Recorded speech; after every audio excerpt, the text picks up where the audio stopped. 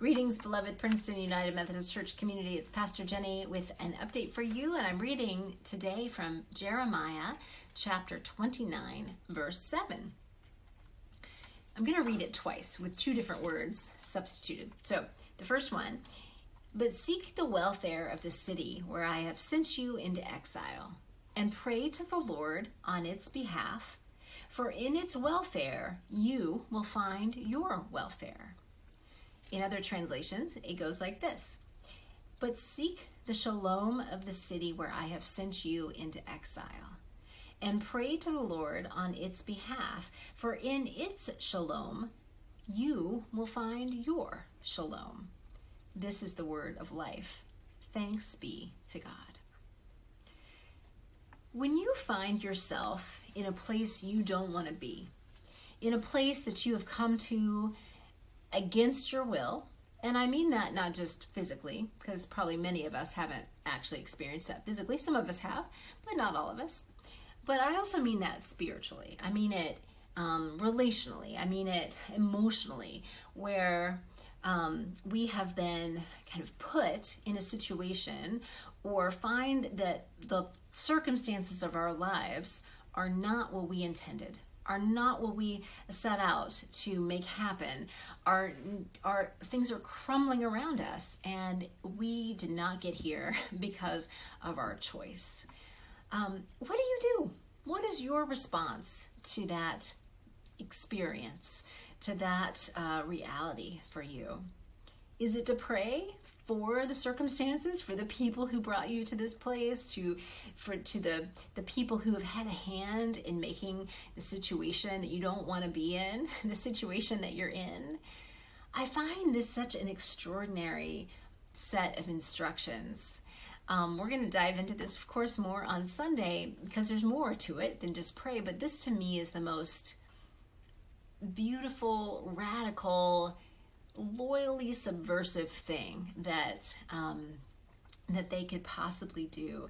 And it's wise, right? It's wise in so many levels, and it's hard. It's very hard to pray for your enemies, to pray for those who have wronged you or betrayed you or done things that have made life not the way you would have designed it to be. And so I just wonder, what is it that you do in situations like this? How do you find peace? Or is that even a consideration for you to think about how you're finding peace in such a situation? Some of us are just in fight mode, right? Or flight mode in those circumstances. And peace isn't quite the first thing that we think about. So I encourage you to think, how do you respond? And then eventually, once you're out of that fight or flight mode and realize you're in the situation you're in for now, for a while, how do you start to find peace, to search for peace, to search for wholeness, to create it, or hope that it comes your way? How does that work for you? I encourage, as always, for you just to notice and not judge, not to critique or to think that you should do something differently, but just to let it be and to see what you discover as you let yourself explore the questions. I do encourage you to read the rest of the first part of Jeremiah 29. We're going to look at most of the first 14 verses. We're going to skip verses 2 and 3, but verses 1 through 14, where there are other descriptions of what to do, what Jeremiah is encouraging the exiles to do. Maybe they ring true for you as well. I also invite you, if you do read those other ones, what does it remind you of? What do these instructions, I'll give you a hint, they're about, or give you a preview, they're about planting gardens and creating families, marrying, settling in. And I wonder if what that stirs up for you and how it connects to other stories and things like that you've heard in Scripture too.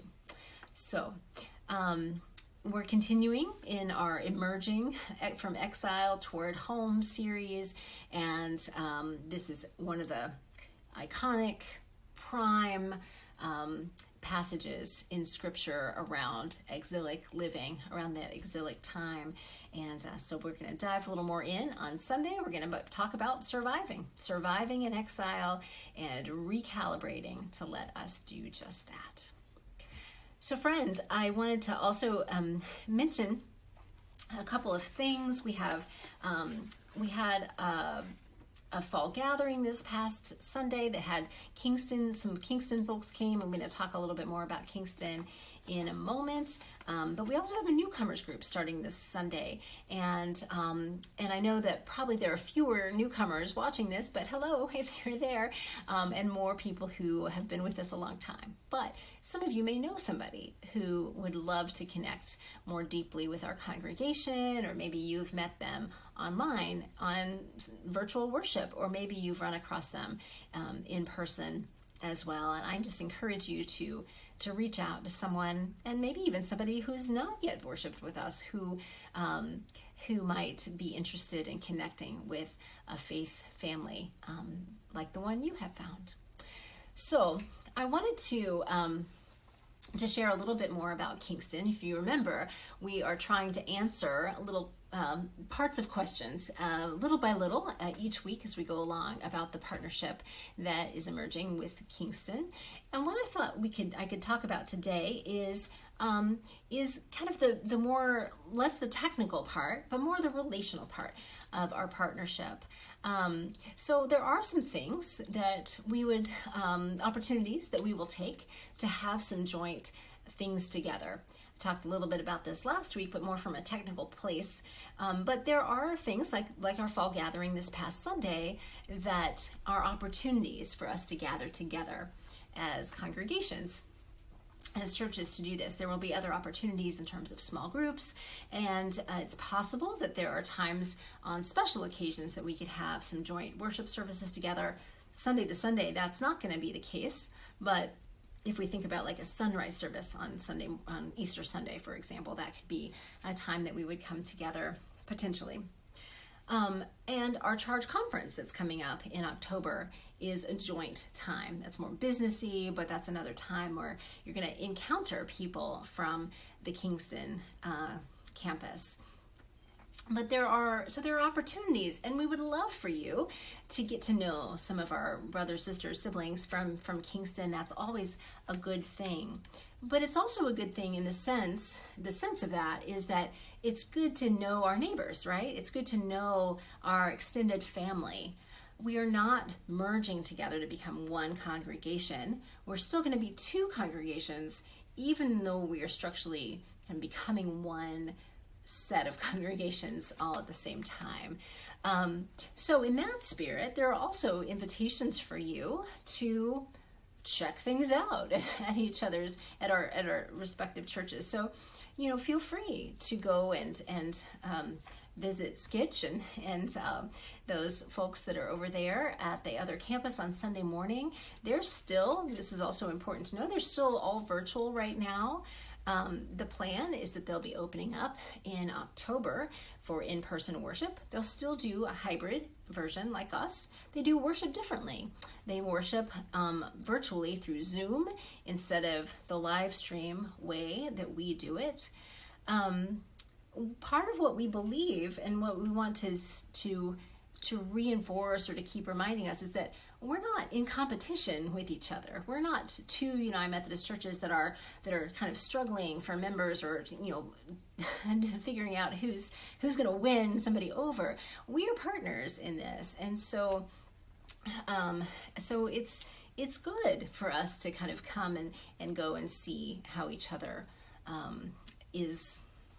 What it's like in a different space, in a different way. So I just wanted to kind of mention that and know that too, that we have those postcards that you've seen out. You probably got one in your mail that say, we're here for you in both places, meaning that we really want you to find the way and the rhythm and the schedule and the tone and all the things that fit best for you. And if that means shifting around or trying something out or kind of finding, exploring, meeting new people, that's all good. It's all good. So Anyway, I hope that sheds just a tiny bit more light. We're going to keep talking and answering some more questions as we go along, but that is it for today. Friends, know that you are enough because God is enough. You are loved, you are beloved, and I will see you again very soon. Take care.